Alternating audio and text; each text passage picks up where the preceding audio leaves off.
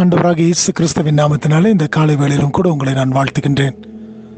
மறுபடியுமாய் நானும் நீங்களும் ஒரு புதிய நாளுக்குள்ளாய் பிரவேசிக்கும்படியான கிருபைகளையும் பாக்கியத்தையும் தேவன் நமக்கு கொடுத்திருக்கின்றார்.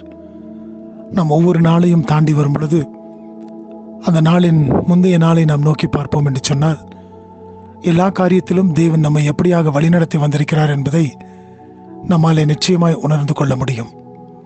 ஆகினால் தானே வேதத்தில் நாம் பார்க்கின்றோம், அவரை நம்பின மனிதர் பாக்கியவான்கள் என்று சொல்லி, அவரை விசுவாசிக்கின்றவர்கள் பாக்கியவான்கள் என்று சொல்லி நாம் வேதத்தில் பார்க்கின்றோம்.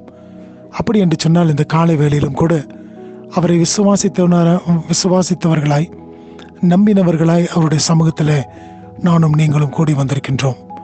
அவருடைய சமூகத்தில் கூடி வந்திருக்கும் பொழுது அவர் எல்லாவற்றையும் செய்ய போதுமான தேவன் என்பதை நானும் நீங்களும் அறிந்தவர்களாய் அவருடைய சமூகத்தில் கூடி வந்திருக்கின்றோம். மத்தேயு 8வது அதிகாரம் 26வது வசனத்தை நான் வாசிக்கின்றேன். Matthew chapter 8 verse 26. அதற்கு அவர், அற்ப விசுவாசிகளே, ஏன் பயப்படுகிறீர்கள் என்று சொல்லி எழுந்து காற்றையும் கடலையும் அதட்டினார். உடனே மிகுந்த அமைதல் உண்டாயிற்று.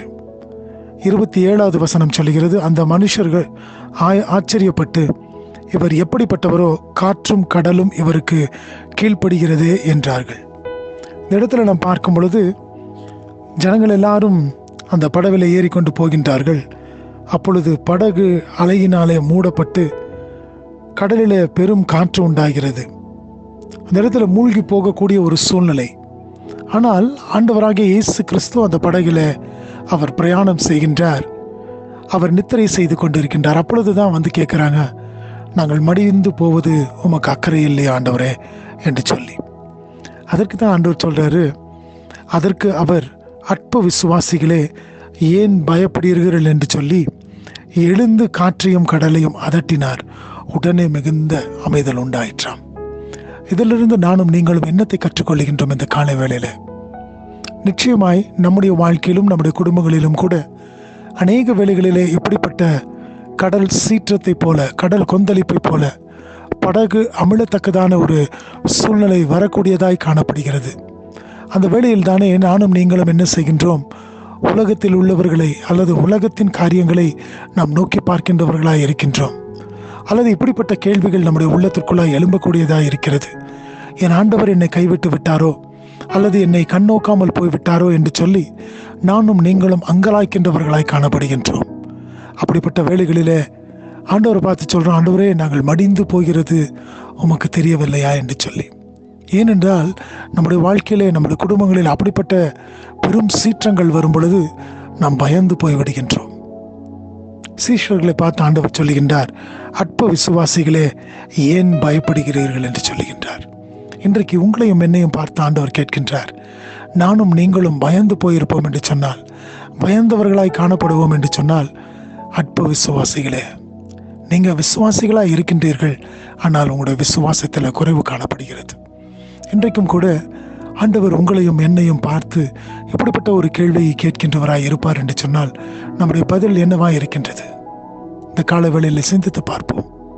இல்லை ஆண்டவரே, நான் விசுவாச குறைவாய் காணப்பட்டாலும் உம்மை நான் நோக்கி பார்க்கும் பொழுது நீர் என்னிடத்திலே விசுவாசத்தை நீரும் அதிகரிக்க செய்கின்றீர். எப்படி என்று சொன்னால், என்னுடைய வாழ்க்கையில், என்னுடைய குடும்பங்களிலே செய்கின்ற அற்புத அதிசயங்கள் அதற்கு மேலாய் காணப்படுகிறது. ஆகினாலே உம்மை நான் விசுவாசிக்கிறேன் என்று சொல்லும் பொழுது ஆண்டவர் நிச்சயமாய் அவர் நம்முடைய வாழ்க்கையில் வருகின்ற காற்றையும் கடலின் சீற்றத்தையும் அவர் தாமே அமைதலாக்க அவர் போதுமான தேவனாக இருக்கின்றார். அப்பொழுது தானே பார்க்கின்றவர்கள் சொல்லுவாங்க, அவர்கள் எல்லாம் ஆச்சரியப்பட்டு 27வது வசனம், இவர் எப்படிப்பட்டவரோ, காற்றும் கடலும் இவருக்கு கீழ்ப்படுகிறது என்றார்கள். அருமையான தேவச்சனமே, நம்முடைய வாழ்க்கையிலும் கூட இப்படிப்பட்ட காரியங்கள் நடக்கும் பொழுது மற்றவர்கள் பார்த்து சொல்லுவார்கள், இப்படிப்பட்ட உன்னதமான தேவனை இவர்கள் தெய்வமாய் பெற்றிருக்கிறார்கள் என்று சொல்லி. அவர்களும் கூட இப்படிப்பட்ட ஒரு தேவனை அறிந்து கொள்ள அது ஏதுவாக காணப்படும். ஆகினாலே சோர்ந்து போகாதே.